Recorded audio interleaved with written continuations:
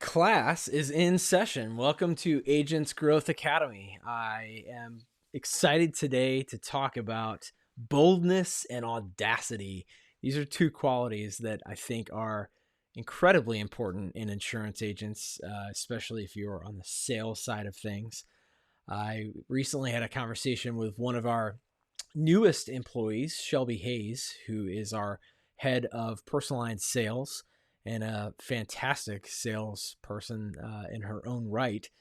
And we talked about a story where she had somebody that came into her old agency and they were trying to sell office products. And by the end of the conversation, Shelby had completely turned the conversation around so that she was selling them an auto policy, and they literally walked out the door with auto ID cards. So I think it's that kind of mentality to be bold, to be audacious, and to have a level of confidence. And we also discuss in that episode the fact that you've got to be comfortable with yourself and who you are. Know what your strengths are. Know what your weaknesses are. In our agency, we talk a lot about giving specific, truthful, and positive feedback to all of our employees, including myself. I get reviewed every quarter. And it's that truthful part that's really important. The ability for us to look at our colleagues and say very candidly, hey, you got some spinach in your teeth. I don't want you to walk around the office like that. You need to know, hey, your fly's down, right? It's that kind of help that we would all very much appreciate so that we can grow. But going to this concept of boldness and audacity, one of my favorite quotes is from Goethe. Whatever you can do or dream you can, begin it. Boldness has genius, power, and magic in it. It's such a wonderful quote because it's true.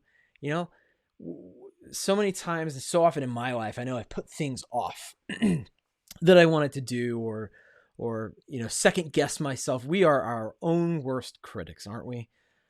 We oftentimes second guess what it is that we want to do or start. And if we just let ourselves be bold, be audacious, say the thing that you want to say, do the thing that you want to do without that inner part of you that wants to hold you back. There's a great story from our agency's history. We had an agent at one point who had discovered that his dream prospect was a runner. And the way that he discovered that, and I'll tell you about why that's important in a second, the way he discovered that is he would call over and over and over to the office or send emails over and over. And he would always get the gatekeeper, right? The assistant, the person who would not let him speak with the decision maker. And he realized, and this is another great lesson too, the gatekeeper is so important, and you need to treat the gatekeeper with respect and not with disrespect, not with disdain, not as, you're the thing that's in my way. You need to think about the gatekeeper as the person that you want to become best friends with. And I think if you've been in sales for any amount of time, you probably recognize this. And so he, over time, learned that not only was this prospect a runner, he ran every morning at the same time. And then he found out, and I mean, maybe this is a little bit stalkerish, but it is what it is. He found out where the guy lived or what neighborhood he lived in. And one day he showed up in his running clothes in this guy's neighborhood and saw where he was, starting out his run, and just kind of started running, and then, got a little closer, and then just kind of like, just casually like, oh, hey, how's it going? Just started running, and they struck up a conversation. And wouldn't you know that in a couple weeks time, he landed that account because he built the rapport with the person that he desperately needed to make that decision about their insurance. But he was bold. He was audacious. He did the thing that many of us might be afraid to do. There's another great story from someone that my father knew years before he even started our agency. And that is that this agent had a habit of showing up to um, a work site or a business where he again was trying to, he made calls, he was trying to get in and get past the gatekeeper or whatnot. And one day he just decided to drive over there. He waited until about 5:30, just took a chance, walked in. It was a big warehouse, just walked right in, just kind of looking indoors, seeing if he could see anybody. And finally this person says, "Hey, can I help you?" And he hears, "Oh, it's like down in that office down." He walks down. He says, "Oh, hey, how's it going? Can I help you?" "Yeah, I just, I've actually called you a few times, and I just thought I'd stop by. I think it was a Friday afternoon." He's like, "Oh, okay. Well, I just, trying to talk to you about your insurance, but no big deal. I mean, I know you're busy." And he's like, "You came here at 5:30, literally, to talk to me about this?" And he's like, "Yeah, but I mean, if you're busy now, I can come back later. It's no problem." And I think the guy kind of shook his head and he's like, "You know what? Come sit down. Let's just talk." So yet another example of just being bold, being audacious. So I think that's something that we all need to consider. How far are you willing to go? Now, obviously, you don't want to go beyond the legal bounds, and certainly in this day and age, so much of what we do is done online, which I think that's actually a wonderful thing in terms of being able to get past gatekeepers, get in communication with the right person. I will say, though, one thing that I see people do all the time that drives me a little nuts is, reaching out to me on LinkedIn, which is fine. I connect with a lot of people and I love it. And if you want to connect with me, go ahead. I love to have conversations about this kind of thing online, especially on LinkedIn.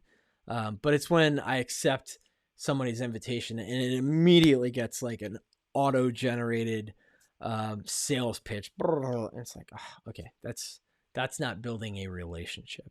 In the stories that I've already told, even in Shelby's story where that person came in, they had a conversation first, right? I mean, the salesperson did what in real life I don't particularly like, which is immediately selling, but she was able to be patient with that and developed enough of a rapport in a very short period of time to be able to turn the conversation around to her advantage.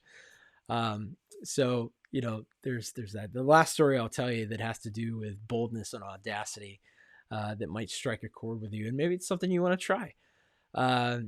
Another agent went in to deliver a proposal, big account, delivered the proposal. They said, "Wonderful. We're looking at, 2 or 3 other people. They all have appointments today. We'll be back with you by next week and let you know what we've decided." "Okay. Thank you. Thank you very much for your time. Appreciate it." Where did he go? He didn't go to his car. He went back to the lobby, the reception area, and he just sat down.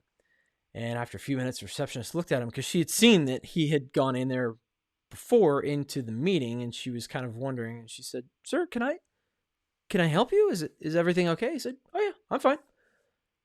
And she waited a couple more minutes, and she said, "Sir, I know you already had the meeting with them, but I thought they had other meetings. Were they going to call you back?" And he said, "No, they told me that they were done."